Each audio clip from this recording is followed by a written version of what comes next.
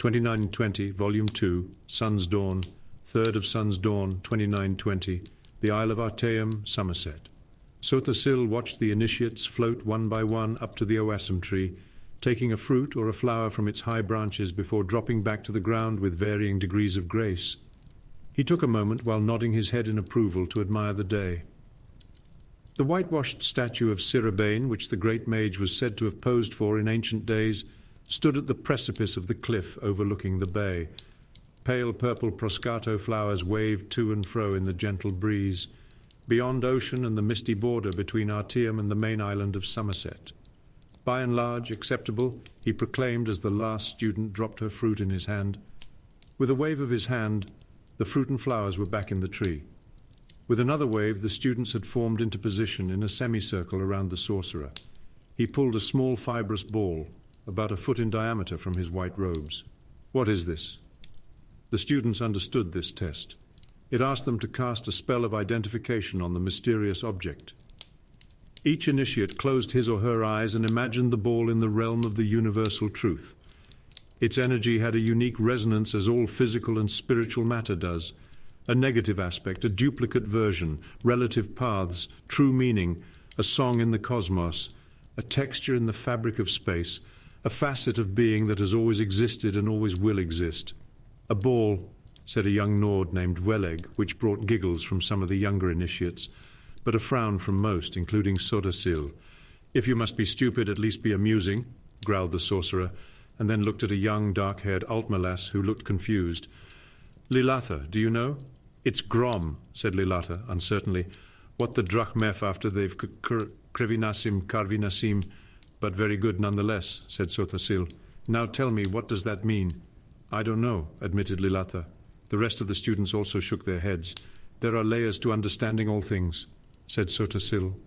"The common man looks at an object and fits it into a place in his way of thinking. Those skilled in the old ways, in the way of the Sijic, in mysticism, can see an object and identify it by its proper role. But one more layer is needed to be peeled back to achieve understanding. You must identify the object by its role and its truth, and interpret that meaning. In this case, this ball is indeed Grom, which is a substance created by the Drch, an underwater race in the north and western parts of the continent. For 1 year of their life, they undergo Karvinasim, when they walk upon the land. Following that, they return to the water and meth, or devour the skin and organs they needed for land dwelling. Then they vomit it up into little balls like this. Grum, druch, vomit. The students looked at the ball a little queasily. Sothasil always loved this lesson. 4th of Sun's Dawn, 2920, the imperial city Cyrodiil. "Spies," muttered the emperor, sitting in his bath, staring at a lump on his foot. "All around me traitors and spies." His mistress Regia washed his back, her legs wrapped around his waist. She knew after all these many years when to be sensual and when to be sexual. When he was in a mood like this, it was best to be calmly, soothingly, seductively sensual, and not to say a word unless he asked her a direct question, which he did. "What do you think when a fellow steps on his Imperial Majesty's foot and says, 'I'm sorry, Your Imperial Majesty'? Don't you think, 'Pardon me, Your Imperial Majesty' is more appropriate? 'I'm sorry.' Well, that almost sounds like the bastard Argonian was sorry I am his Imperial Majesty, that he hopes we lose the war with Morrowind. That's what it sounds like." "What would make you feel better?" asked Richa. "Would you like him flogged?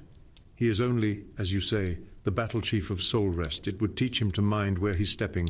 My father would have flogged him. My grandfather would have had him killed," the Emperor grumbled. "But I don't mind if they all step on my feet, provided they respect me, and don't plot against me. You must trust someone." "Only you," smiled the Emperor, turning slightly to give Regia a kiss.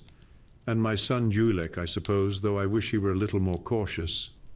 "And your council, and the potentate?" asked Regia. "A pack of spies and a snake," laughed the Emperor, kissing his mistress again. As they began to make love, he whispered, "As long as you're true, I can handle the world." 13th of Sun's Dawn, 2920, Mournhold, Morrowind. Turala stood at the black, bejeweled city gates. A wind howled around her, but she felt nothing. The Duke had been furious upon hearing his favorite mistress was pregnant, and cast her from his sight. She tried again and again to see him, but his guards turned her away. Finally, she returned to her family and told them the truth.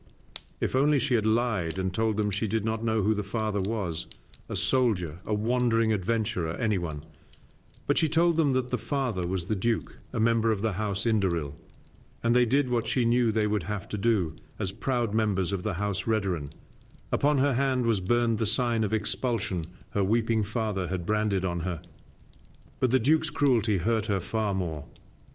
She looked out the gate and into the wide winter plains, twisted, sleeping trees and skies without birds. No one in Morrowind would take her in now. She must go far away. With slow, sad steps she began her journey. 16th of Sun's Dawn, 2920, Sensual, Anaquina, modern day elsewhere. "What troubles you?" asked Queen Hasama, noticing her husband's sour mood. At the end of most lovers' days he was in an excellent mood, dancing in the ballroom with all the guests. But tonight he retired early.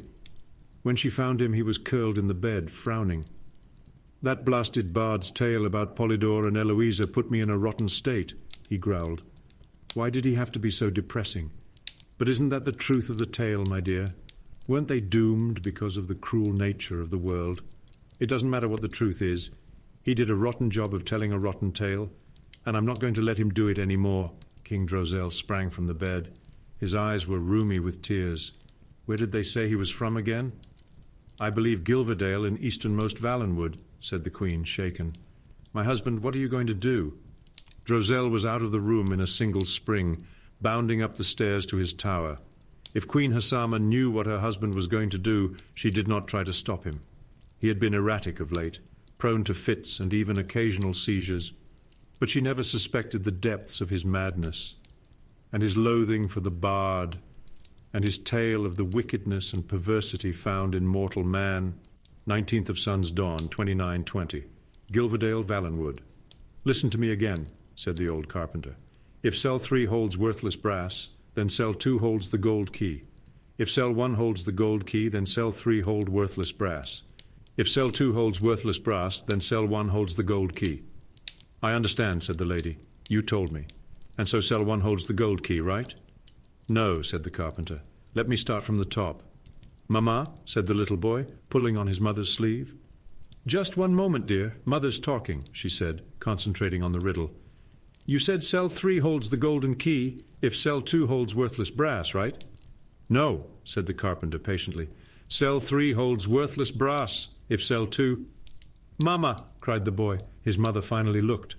A bright red mist was pouring over the town in a wave, engulfing building after building in its wake. Striding before was a red-skinned giant, the Daedra Molag Bal. He was smiling. 29th of Sun's Dawn, 2920, Gilverdale, Valenwood. Almalexia stopped her steed in the vast moor of mud to let him drink from the river. He refused to, even seemed repelled by the water. It struck her as odd. They had been making excellent time from Mornhold, and surely he must be thirsty. She dismounted and joined her retinue. "Where are we now?" she asked. One of her ladies pulled out a map. "I thought we were approaching a town called Gilverdale." Almalexia closed her eyes and opened them again quickly. The vision was too much to bear. As her followers watched, she picked up a piece of brick and a fragment of bone and clutched them to her heart. "We must continue on to Artium," she said quietly. "The year continues in first seed."